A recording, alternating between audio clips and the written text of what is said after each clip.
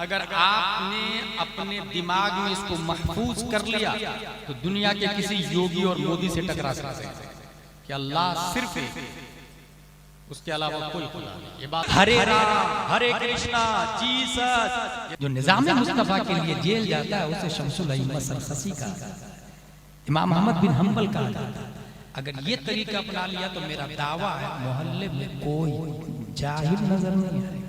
क़ीदत व मोहब्बत के साथ रोज़ शरीफ पढ़ें। अल्लाहुम्मा सल्ली अला सय्यिदना व मौलाना मुहम्मद व आलिहि व सहबिहि व सल्लम। सल्लल्लाहु अलैहि या रसूलल्लाह सल्लल्लाहु अलैहि वसल्लम। जो चीज अक्ल में आती है उसे मफ़हूम कहते हैं।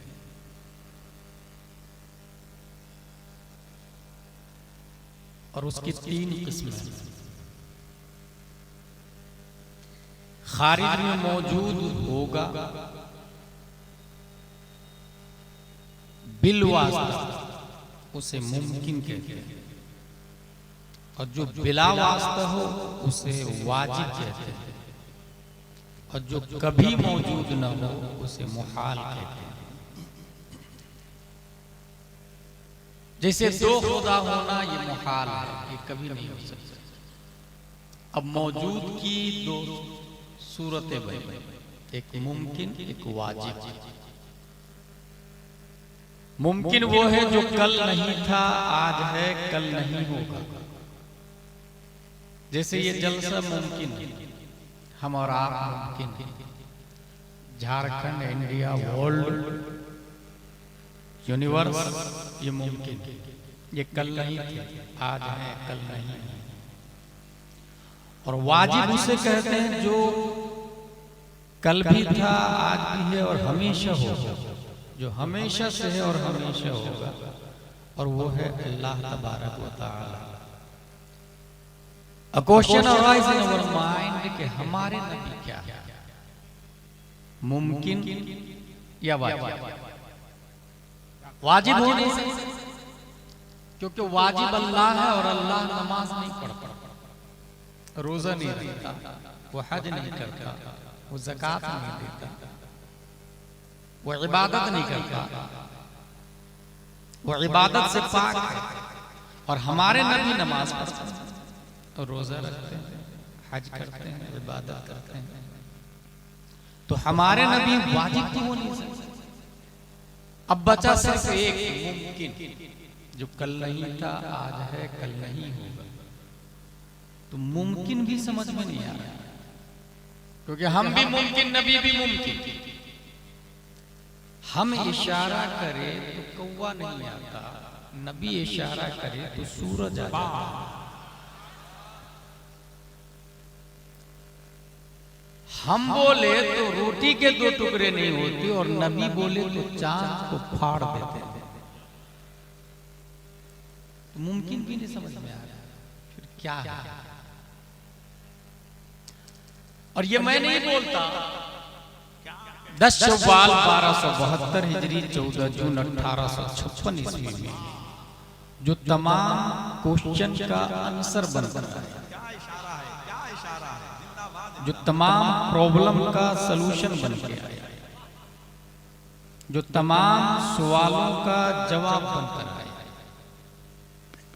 अल्लाह ने अपनी तरफ से जिनको इल्मे लदुन्नी अता फरमाया, वो इमाम इश्क मोहब्बत इस मोमेंट की तर्जमानी करते हैं तो कलम से कहते हैं लिख वाजिब में अबदियत का, मुमकिन में ये कुदरत का, हैरा हूं ये भी है ये भी नहीं हो। अच्छा है, फिर क्या है हमारे? मुमकिन भी नहीं वाजिब भी नहीं।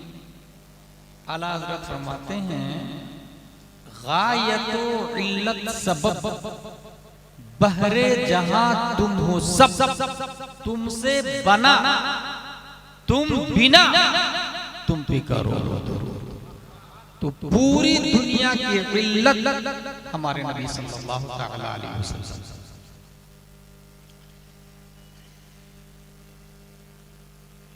नारा भी लगा दे, हमारे उलमाए किराम तशरीफ ला रहे हैं। नारे तकबीर, नारे रिसालत, उलमाए अहले सुन्नत, मुसलमानाने झारखंड, मसलक आला हज़रत, मौक़िफ़े ताज शरीआ, मौक़िफ़े हुज़ूर मुहद्दिस कबीर।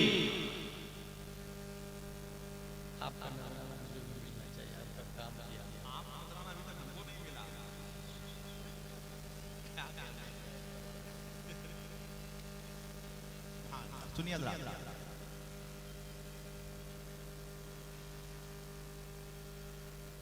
जिस जगह हम लोग बैठे हैं, सुनिए,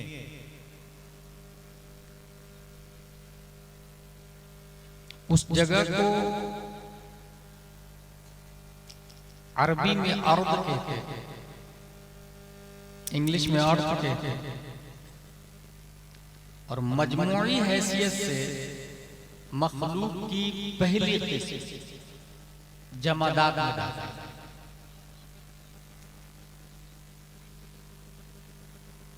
वो खाती पीती नहीं, वो चलती फिरती नहीं। इस जमीन पर खालिद का मर्डर हो जाए, मौके वारदात पर चंद पुलिस आ जाए और पूछे जमीन से, बता किलर कौन, कातिल कौन? It can't understand, it can't reply. Why? They can't able to talk. They can't able to answer. उसके अंदर पावर नहीं। अल्लाह ने उससे अफजल दूसरी मखलूक बनाई जिसको हम लोग क्रैप्स बोलते, ट्रीज बोलते, पपैयाज बोलते, पेड़ पौधे बोलते, झाड़ खंड में झाड़ बोलते। ये झाड़ खाते भी और पीते भी, अपनी जड़ से ईटिंग भी करते और ड्रिंकिंग भी करते, but they can not walk. आज अपने घर के सामने नीम का पेड़ लगाया, एक साल के बाद किसी और के दरवाजे पर चला गया, it is impossible. They can not walk, they can not able. इसलिए अल्लाह ने उससे अफजल तीसरी मखलूक बनाई। उस तीसरी मखलूक को मंतिक में जिसमें नामी हसास मुतहर्रिक मिल रहा है, हैवान, जान वाला जानवर, जैसे गाय भैंस कुत्ता बिल्ली चुंदर दरिंदे परिंदे चरिंदे हम भी जानते हैं। 90% डीएनए हमारा और जानवर का इक्वल। डिऑक्सी राइबोन्यूक्लिक एसिड, जिस मटेरियल से हम बने उसी मटेरियल से गाय भैंस कुत्ता बिल्ली चुंदर भी। वजअलना मिनल माइ कुल्ल शै हय, कुरान शरीफ के अंदर।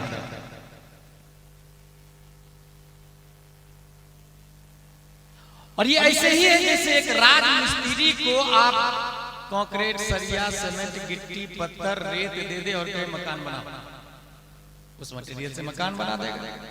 और कहे टेंपल बनाओ, तो सेम उसी मटेरियल से मंदिर बना, चर्च भी बना देगा, मॉस्को भी बना देगा।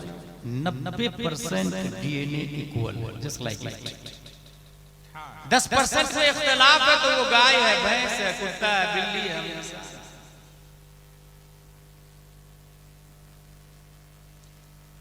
यही वजह है इक्वलिटी की बुनियाद पर जानवर भी नंगे पैदा होते, हम लोग भी नंगे पैदा। बड़ा होंगे जो कपड़ा न पहने वो जानवर, और जो कपड़ा पहन ले वो हजरत इंसान। One sentence can change your life. अगर तबीयत सुनने के लिए और इस्लाह लाइफ के लिए है तो एक बार इस जलसे से आपकी जिंदगी को जो कपड़ा ना पहने वो जानवर है, इसका मतलब झारखंड में जो जितना कम कपड़ा पहने उतना ही कम इंसान जानवर।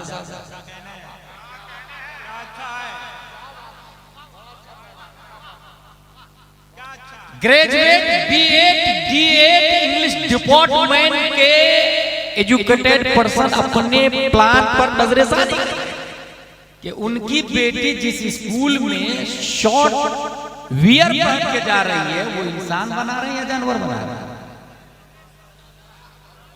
क्या कहने, बिल्कुल कुरान और हदीस के दायरे में बोल रहा हूं। हमारे उलमा 100% मोहर लगाएंगे हमारी बात, 90% डीएनए इक्वल।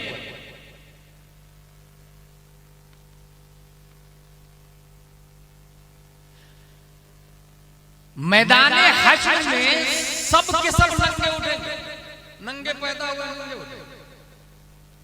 सबसे पहले जिनको कपड़ा दिया जाएगा वो हजरत इब्राहिम अलैहिस्सलाम, क्योंकि खलीलुल्लाह। लेकिन इस बरेली के मर्दे कलंदर के अंदर एक आदत कदीमा कि जब भी किसी नबी में कोई खूबी देखे तो उससे बिगेस्ट अपने नबी में तलाशते थे।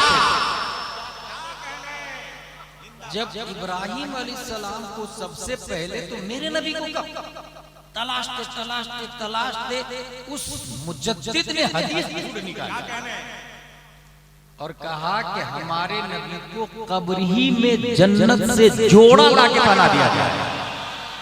नारे तकबीर, नारे रिसालत।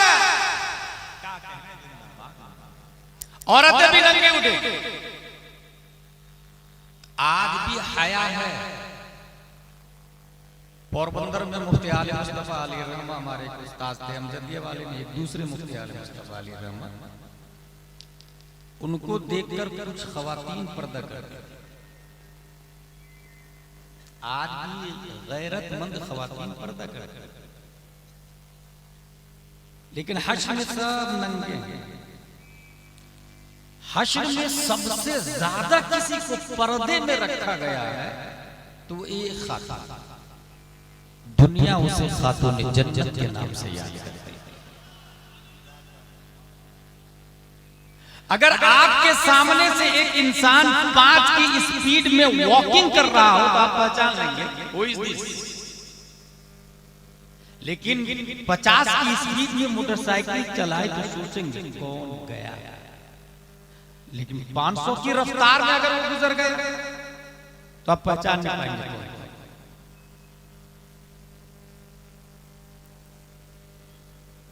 हश्र में जब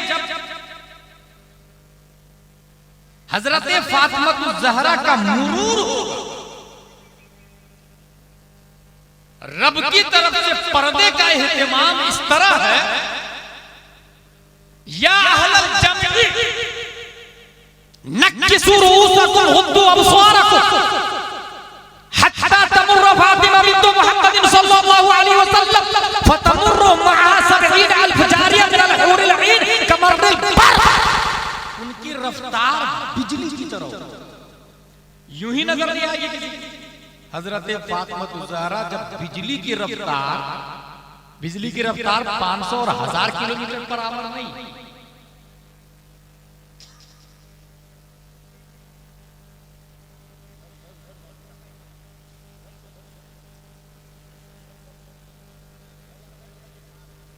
रफ्तार ज्यादा हो तो नजर नहीं आएगी। ये पर्दा हो गया, नजर नहीं आएगी।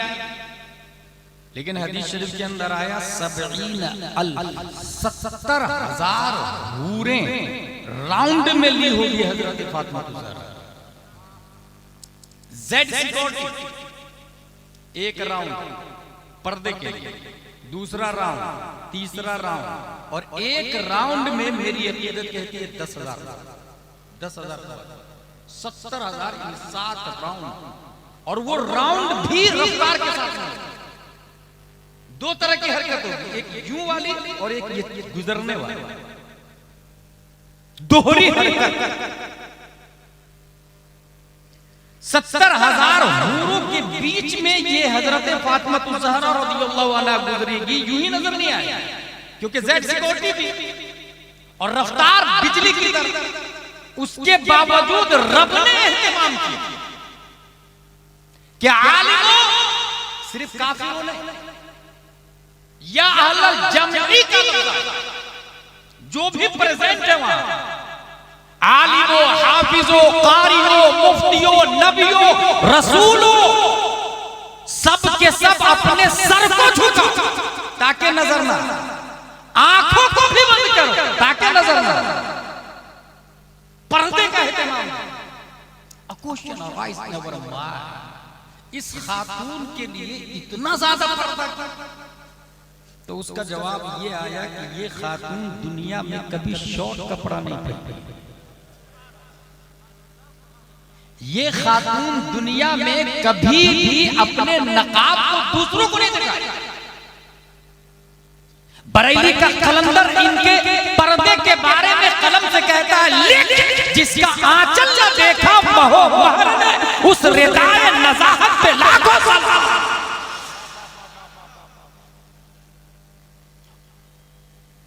नकाब तो नकाब, कफन भी नहीं देखा है, क्योंकि इंतकाल से पहले इस खातून ने ये वसीयत की, मेरे बदन पे जो कफन होगा, जब मेरा जनाजा निकलेगा तो लोग मेरे कफन को देख लेंगे, इसलिए जनाजा के ऊपर एक एक्स्ट्रा कवर लगा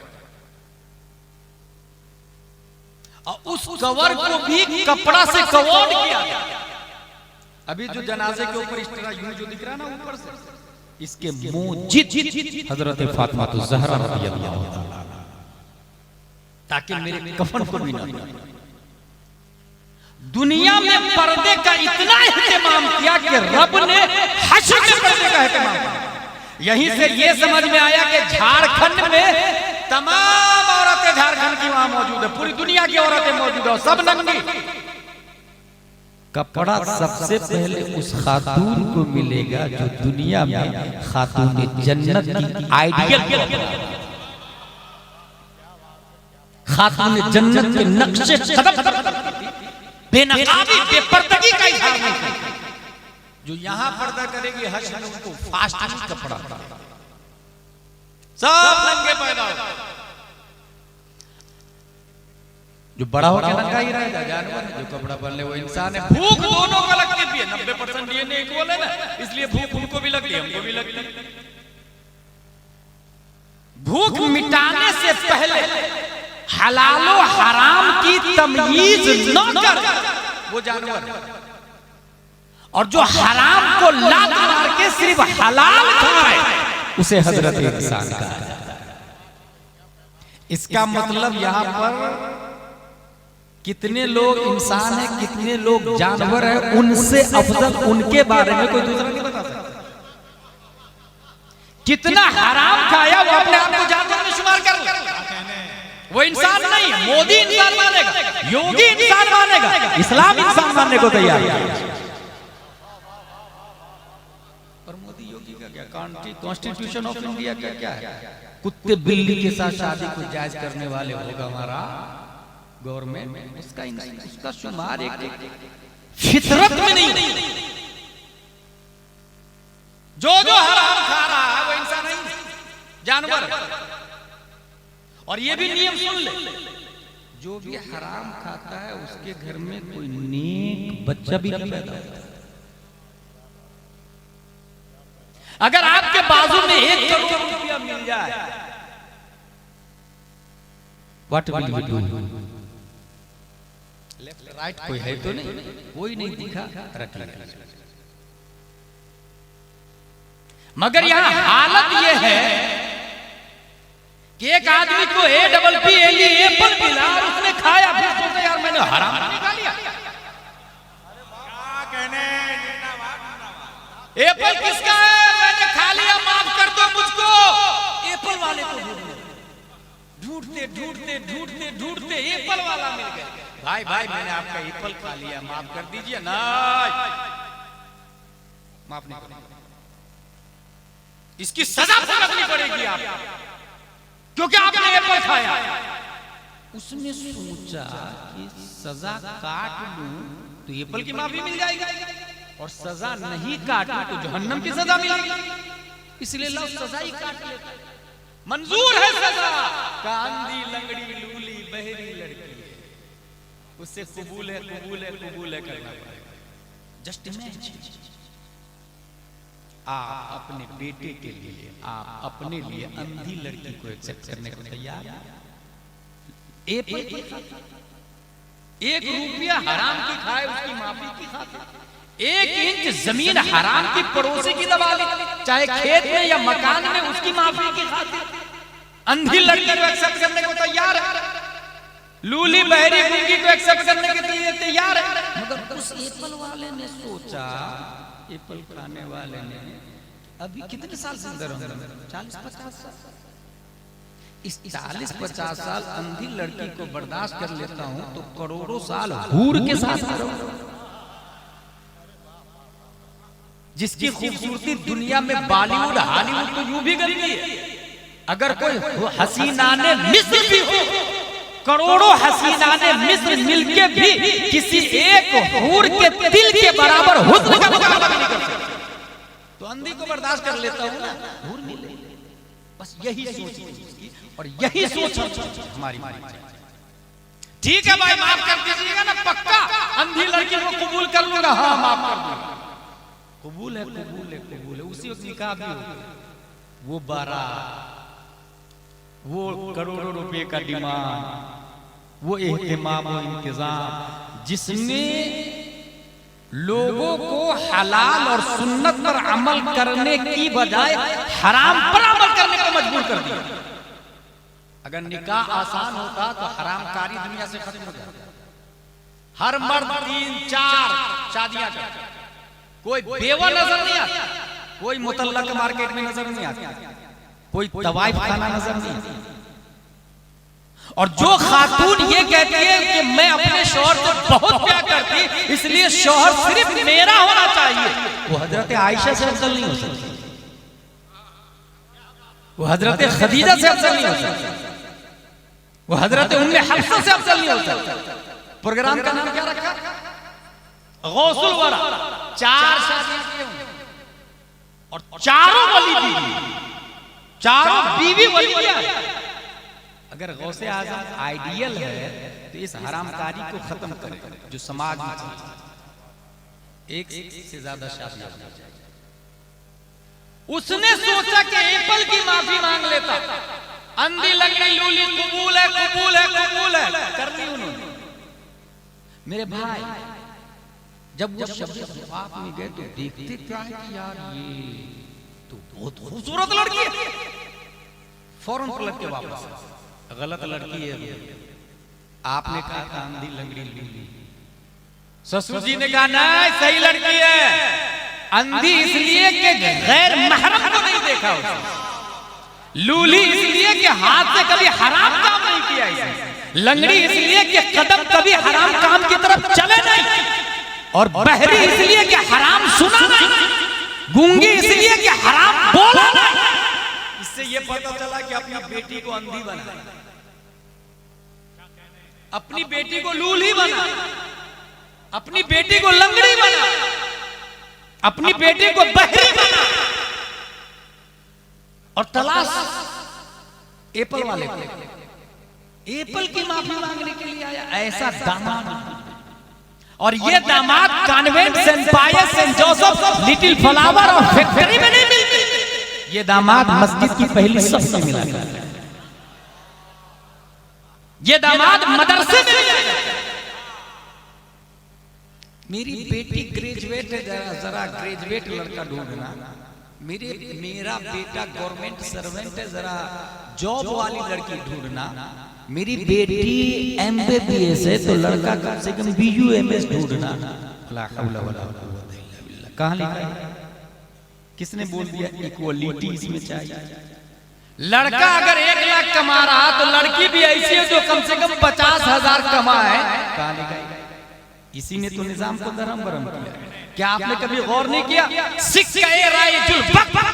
डेनमार्क 7,786 अलावा नानो नफका, नान मतलब रोटी, नफका मतलब खर्च, ये सब वाजिब है, जुही का कबूल है।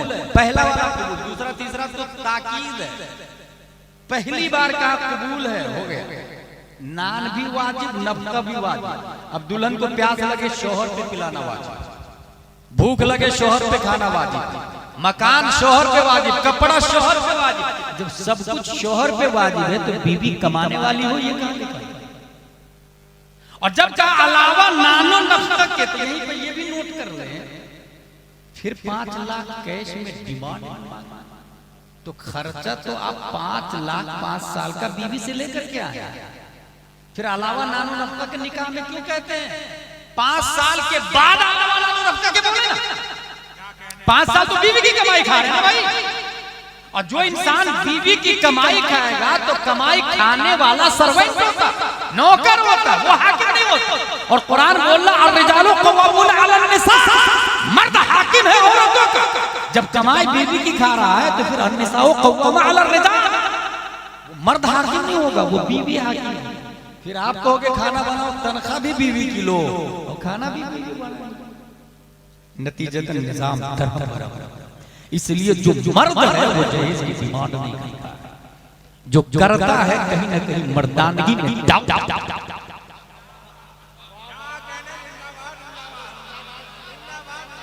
खुददारी के खिलाफ, शॉर्ट एंड स्वीट में क्या कबूल है, एक बार हराम खा लिया। अब वो लोग सोचे जो लाखों रुपया घोटाला करके शादी करने के लिए आते हैं, करोड़ों रुपया कमा कर कहते अब पांव पे खड़ा हो गया मेरा बेटा, और वो करोड़ों जब जुए का, वो करोड़ों सस्ते का पैसा, वो करोड़ों सूद का पैसा, वो करोड़ों की कमाई हराम बिजनेस की कमाई से, और अब आया वो पांव पे खड़ा होकर अब वो शादी करने जा रहा है। भाई साहब वो करोड़पति है नहीं, वो गरीब पति से भी बदतर है, क्योंकि वो जो उसके पास जो पैसा है वो उसका है ही नहीं, वो तो हराम का पैसा है, उस पैसे पे ज़कात की वाजिब नहीं। जिसके पास 1 करोड़ रुपया हराम का हो और सिर्फ 100 रुपया हलाल का हो और 1 करोड़ हराम का, उस पे ज़कात वाजिब नहीं।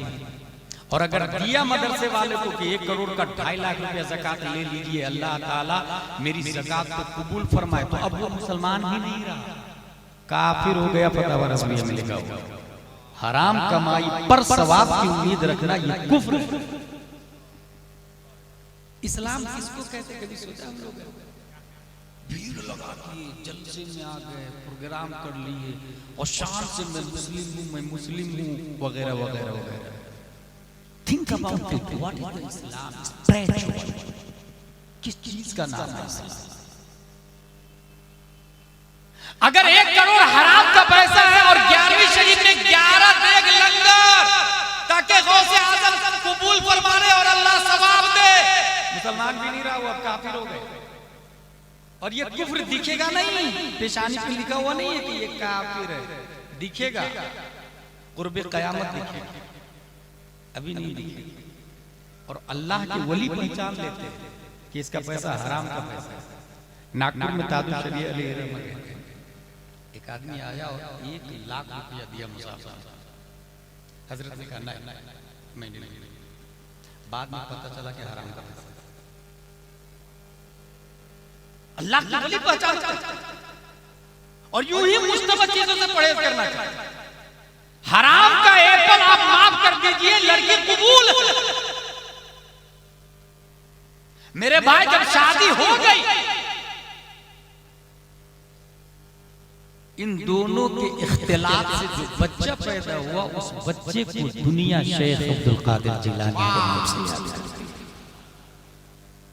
उस औरत का नाम था उम्मुल खैर फातिमा, उस एप्पल की माफी मांगने वाले का नाम था शेख अबू सालेह। इसका मतलब ये निकला, कोई ये नहीं बोलेगा तकरीर अच्छी हो रही ना, हर फर्द ये सोचे कि हमने जो अभी तक हराम का खाया है वो माफी मांगेंगे जिसका है, और पैसा है तो वापस करे जाए। इसको कहते हैं तकरीर अच्छी, इसको कहते हैं जलसा कामयाब हुआ, मजा आ गया। तो ये तो काफिरों का तरीका, सीख लिया ये निजाम मुस्तफा। जिसने घोटाला करके रखा है अभी तक, वो सब जाके राती में प्लान कर ले किसका किसका हराम का पैसा है, किसकी जमीन दबाई है, मकान को तोड़ दे, खेत में मेड़ को तोड़ दे। ये निजाम मुस्तफा और ये सबक। हराम को लात मार के हलाल खाना ये हजरत इंसान। प्यास दोनों को लगती, 90% डीएनए इक्वल है इंसान का और जानवर का। प्यास दोनों को लगती है। पाक नापाक की तमीज किए बगैर जो पानी पी ले उसे जानवर कहते हैं। और जो शख्स नापाक को लात मार के सिर्फ पाक पानी बैठकर 3 सांस में बिस्मिल्लाह शरीफ पढ़ के पिए उसे हजरत इंसान कहा जाता है। पेशाब दोनों करते हैं, जानवर भी इंसान भी। खड़े खड़े कहीं भी शुरू हो जाए जानवर। आप देखिए अगर रास्ते में कोई खड़े खड़े कर रहा ना, समझ जाइए जानवर। दलील गुलाम जिलानी हज़री की तकरीर।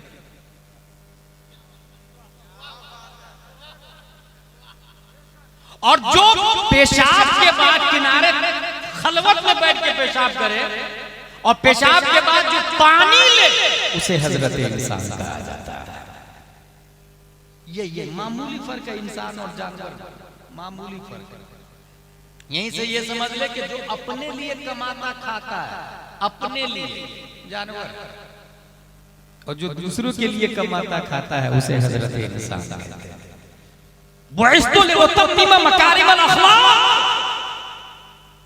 रोजा रखा और इफ्तारी के लिए रोटी, इतने में असीर आ गया, भूखा वो दे दीजिए, वो रोटी दे दिया असीर को और खुद पानी से इफ्तार कर। दूसरा दिन फिर रोजा रखा, फिर इफ्तारी में रोटी मौजूद है, यतीम आ गया, भूख लगी हुई है, कुछ दे दे अल्लाह के नाम पे, वो रोटी दे दी यतीम को, खुद पानी से इफ्तार कर। तीसरा दिन कैदी आ गया, फिर इफ्तार, 3 रोजे थे, फिर इफ्तारी करने के लिए बैठे, रोटी मौजूद है, कैदी आ गया, भूख लगी हुई है, खाना खिला दे अल्लाह के नाम पे, वो रोटी दे दिया और पानी से इफ्तारी कर दी। कुरान शरीफ में आयत नाज़िल हुई, वल्लज़ीना युतइमूना तआमा अला हुब्बिही मिस्कीनन व यतीमन व असीरा इन्नमा नुतइमुकुम लिवजहिल्लाह ला नुरीदु मिनकुम जज़ाअन वला शुकूरा। ऐसे मुखलिस आदमी को हजरत अली रज़ियल्लाहु ताला अन्हु।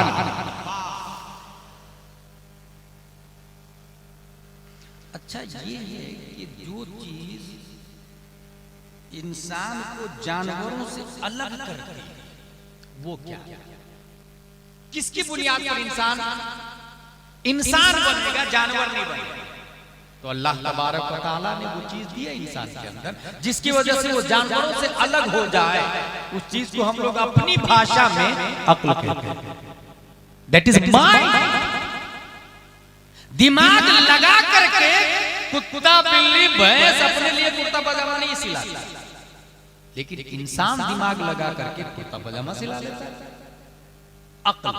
अक्ल रहती कहां? दिल में या सर में? मोस्टली लोग कहेंगे सर में। इमाम मालिक, इमाम शाफई, इमाम अहमद बिन हंबल, तीनों की तहकीक ये है कि अक्ल दिल में रहती है। और दलील भी कुरान से, अफला यतदब्बरूनल कुरान अम अला कुलूबिन अक़फ़ालुहा। कुरान में गौर व फिक्र क्यों नहीं करते? क्या दिलों पे ताले लगे हुए? इसका मतलब तदब्बुर दिल से, तफक्कुर कुरान दिल से। इसलिए इन तीनों इमाम ने कहा कि अक्ल दिल में रहे। लेकिन हमारे इमामों के इमाम आज़म अबू हनीफा फरमाते ना, अक्ल दिल में नहीं रहती, अक्ल सर में रहती। उनकी दलील वो कहते हैं इंसान जब मेंटल होके कोमा में जाता है, धड़कन बाकी रहती है, दिमाग काम करना छोड़ देता है। इसका मतलब अक्ल का ताल्लुक दिल से नहीं, दिमाग से, सर में अक्ल है। ये इमाम आज़म अबू हनीफा का कहना। अक्ल है क्या? बहुत आसान बात बताऊंगा अगर अक्ल के हवाले से। इंसान ये डिस्कवर करता है शुरू से, Who is biggest powerful than all world? ताकतवर कौन? अक्ल की बुनियाद पर इंसान तलाशता है, ढूंढता है, सोचता है। इंसान ने अक्ल की वजह से ये गौर व फिक्र किया कि यार ये जो जमीन है ना, ये गोल्ड भी देती, डायमंड भी देती, सिल्वर भी देती, रुस्तमो सिकंदर को बिल्ड भी करती, और अगर ये जमीन पे आ जाए तो उसकी हड्डियां तक खा जाती है। इसका मतलब सबसे ज्यादा पावरफुल जमीन है। अक्लमंदों ने अपने ज़ोम में अपनी अक्ल का इस्तेमाल करके जमीन को खुदा बना माबूद। Oh earth, you are our God because you are powerful than all world. We are praying for you. जमीन हम तेरी इबादत करते हैं, तू हमारा खुदा। लोगों ने जमीन की पूजा शुरू कर दी। अक्ल एक जगह रुकती नहीं, वो चलती रहती, कंटिन्यू आगे बढ़ती रहती, चलती रहती। आज तक सिर्फ 8% अक्ल का इस्तेमाल हुआ है। 92% अपनी सेव, सिर्फ 8% इस्तेमाल किया इंसान, जिसमें न्यूटन आइंस्टाइन भी इंक्लूड। अक्ल ने ये देखा, ये 500 ग्राम मिट्टी का ढेला और 100 ग्राम पत्थर दोनों को आपस में टकराया, तो 100 ग्राम के पत्थर ने मिट्टी के ढेले को टुकड़े टुकड़े करके फोड़ फाड़ के हवा में तब्दील कर दिया। He thought I was more powerful। मिट्टी नहीं है, ये तो पत्थर पावरफुल है।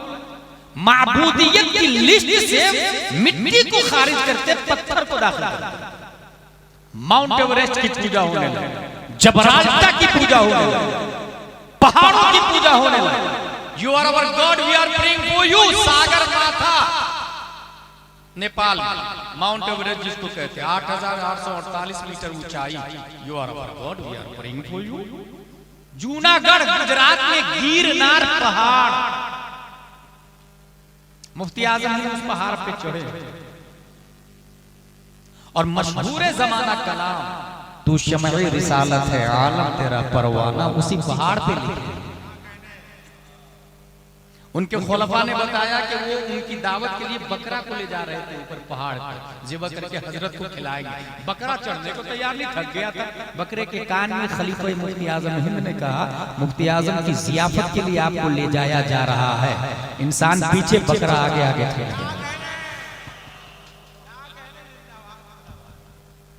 उस पहाड़ पे 300 करोड़ देवी देवता, हर सीढ़ी पर एक देवता, हर सीढ़ी पे एक भगवान।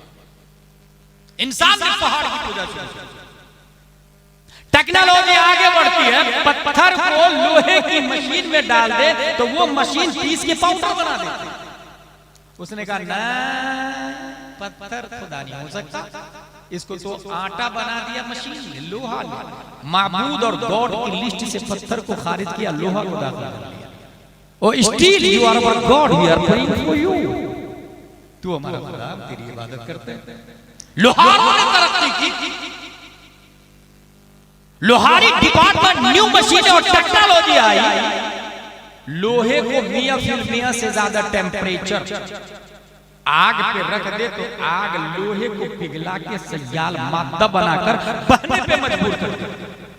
लोगों ने लोहा को रिजेक्ट किया और कहा पावरफुल तो आग है जो लोहा को भी पिघला देते, लिहाजा माबूद और गॉड आग है।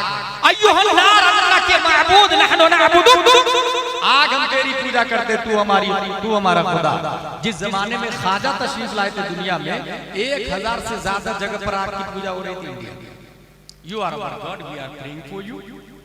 अक्ल आगे बढ़ती रही, अपडेट होती रही, अपने ज़ोम में तरक्की करती रही। वो ये देखा कि नारे नमरूद आसमान से बातें कर रहे हैं, झारखंड की तमाम झाड़ों को सुखा के आग लगा दे, उसके शोले आसमान की तरफ जा रहे हैं। बारिश का एक बादल का एक टुकड़ा है और बारिश बरसा दे, पूरी आग काफूर जल जाती। लोगों ने कहा no no no no, I was wrong. आग ज्यादा ताकतवर थोड़ी है, पानी ज्यादा ताकतवर। सुनामी, लहरें, पूजा शुरू। दरियाए गंगा यमुना की पूजा उसी के बाद शुरू। दरियाए दजला की पूजा शुरू हो गई। समंदर के तमव्वुद की पूजा, ये अभी छठ पूजा गया, ये पानी की पूजा। You are our God, we are praying for you. पानी, तू हमारा खुदा, हम तेरी इबादत करते हैं। दरियाए नील की पूजा उमर फारूक आजम के जमाने तक रही थी। उमर फारूक आजम के जमाने में अमर बिन आस ने देखा लोग दरियाए नील में भीड़ लगाए, क्या कर रहे हो, क्या पूजा कर रहे हैं, कैसे कैसे पूजा? कहा खूबसूरत लड़की को ज़िबा करते हैं हर साल, ज़िबा करके भेंट चढ़ाते हैं, तब पानी चलता, नहीं तो नदी सूख जाती। गवर्नर थे अमर बिन आस का, stop, I will ask Umar Farooq क्या, रुक जाओ, पहले अमीरुल मोमिनीन से पूछूंगा मैं। उमर फारूक आजम को पूछा, हजरत उमर फारूक आजम ने डायरेक्ट दरियाए नील को खत, इंसान को खत नहीं लिखा, दरियाए नील को लिखा। अमर बिन आस को भी नहीं लिखा, दरियाए नील को। और दरियाए नील से कहा अय्युहल नील इन कुंते तजरी मिन नफ्सिक फला तजरी व इन्नल्लाह युद्रिक फसल्लाह युद्रिक। ऐ दरियाए नील, अगर तू तेरी मर्जी से चलता है तो मत चल, और अगर तुझे रब चलाता है तो जारी हो जा। खत को दरियाए नील ने पढ़ा, दरिया ने पढ़ा, और पढ़ने के बाद जो चला है तो आज तक कभी सूखा नहीं। पानी की पूजा 1642 ईस्वी न्यूटन साइंटिस्ट पैदा हुआ, 1879 ईस्वी आइंस्टाइन साइंटिस्ट आया, फादर ऑफ साइंस बना। और ये कहा कि बारिश कैसे होती है भाई? फिर कहा कि ये जो सूरज है ना, ये अपनी शुआ को सतह आबे भर पे बैठा है और हरारते शम्स से पानी भाप बन के ऊपर जाता, फिर बादल बनता, फिर बरसात के मौसम में बरसता है। इसका मतलब ये हुआ, लोगों ने कहा कि सबसे ज्यादा पावरफुल तो सूरज। माबूद के लाइन से, माबूदियत की लाइन से सबको डिलीट किया, मिट्टी को, पत्थर को, पानी को, आग को, सबको खारिज कर दिया। अब एक ही भगवान है सबसे बड़ा, सूरज। You are our God, we are praying for you. और सूरज के बारे में जानते हैं साइंसदानों ने क्या लिखा? Our solar system is made of one star, that is sun, and 8 planets: Mercury, Venus, Earth, Mars, Jupiter, Saturn, Uranus, and 146 moons. हमारी गैलेक्सी में सबसे बड़ा स्टार सूरज, जमीन में स्टार, सूरज सबसे बड़ा। कितना बड़ा है सूरज? उसके अलावा, सूरज के अलावा 146 चांद है। अपने लोग एक चांद समझते हैं ना। हम लोग जब फलसफा पढ़ रहे थे तो हमारे उलमा जानते हैं, मंतिक में बताया गया, नफ्से तसव्वुर कसीरैन पर सादिक आने से मना न करे उसे कुल्ली कहते हैं, और मना कर दे उसे जुज़वी कहते हैं। चांद जुज़वी नहीं कुल्ली है, इसलिए कि नफ्से तसव्वुर कसीरैन पर सादिक आने से मना नहीं करता। चांद कुल्ली है, 146 चांद है। ये साइंसदानों ने डिस्कवर किया, और भी हो सकते हैं। 8 प्लैनेट है और सबसे बड़ा सूरज है। कितना बड़ा है ये? जिस जमीन पर आप है ना, ये सिर्फ झारखंड नहीं समझिए, जमीन की 2 किस्में, क़ारात और मुहीक़ात। क़ारात को बर्रे आज़म कहते हैं और मुहीक़ात को बहरे आज़म कहते हैं। बर्रे आज़म 7 है, Asia, Europe, Africa, Antarctica, Australia, north America, south America. इसी तरह बहरे आज़म भी 7 है। ये दोनों मिला के जितना वजन होता है ना, इसका 3,33,000 गुना ज्यादा वजन सूरज का। कितना वेट है सूरज का? 13 लाख जमीन, ऐसी 13 लाख जमीन सूरज के अंदर फिट हो सकती। कितना बड़ा है सूरज? अंदाजा लगाया, 13 लाख जमीन। इसलिए सूरज, you are our God, we are praying for you, because you are biggest star than all world, than all galaxy. तू सबसे बड़ा, हम तेरी इबादत करते हैं। कुफ्र पर मशीयत को चला रहा है। रब्बे कदीर 571 ईस्वी में अब्दुल्ला की पीठ से, आमिना के बदन से एक बच्चा लफ्ज़े मोहम्मद से मुसफ़्फ़ा मक्के की धरती पर पीर के दिन सुबह सादिक, रात जा रही थी, दिन आ रहा था। रब्बे कदीर ने प्यारे मुस्तफा को पैदा किया और हमारे नबी ने मकाम सहबा में अली की नमाज असर की खातिर सूरज पर अपनी पावर का, अपनी ताकत का, अपनी हुकूमत का, अपनी सल्तनत का, अपने दबदबा का सिक्का चलाया। और हमारे नबी ने उसी सूरज से जो 3,33,000 गुना ज्यादा वेट ज्यादा है, उसी सूरज से जो करती है। मुस्तफा ने उसी सूरत से कहा पलट।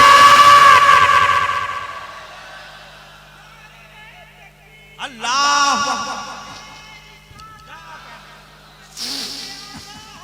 जिंदाबाद।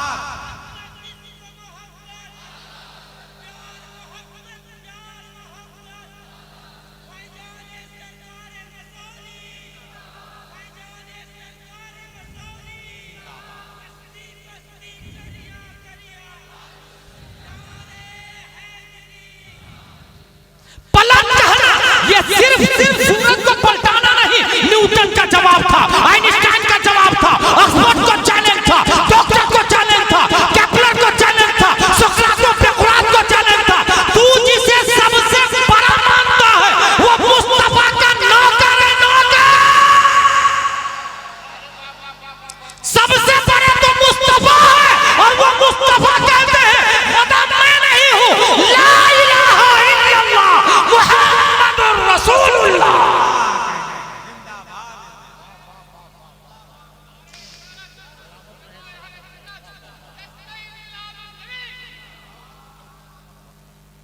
इसका मतलब क्या हुआ? ला इलाहा इल्लल्लाह, कंकर पत्थर रेत चूना कुत्ता बिल्ली छछुंदर सूरज ये खुदा नहीं, खुदा सिर्फ वो है अल्लाह तबारक व तआला। ला इलाहा इल्लल्लाह मुहम्मदुर रसूलुल्लाह सल्लल्लाहु तआला अलैहि वसल्लम। अल्लाह एक, ये अपने दिमाग में लॉजिकली भी बैठा है और नकली तौर से भी बैठा है कि सिर्फ और सिर्फ खुदा एक है। ये बुनियाद है इस्लाम की। और ये इतना मजबूती से बैठा है कि अगर AK-47 कनपट्टी पे कोई रख के कहे बोल दो खुदा, तो भी आपकी जुबान से अहद अहद ही निकलना चाहिए। इसे वक्त का बिलाल कहा, इतना मजबूत होना चाहिए। अल्लाह तबारक व तआला एक।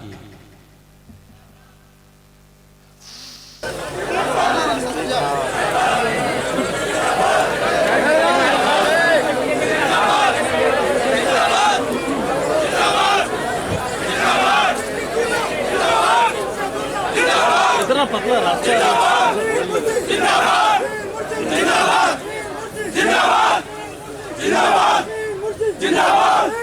जिंदाबाद जिंदाबाद जिंदाबाद जिंदाबाद जिंदाबाद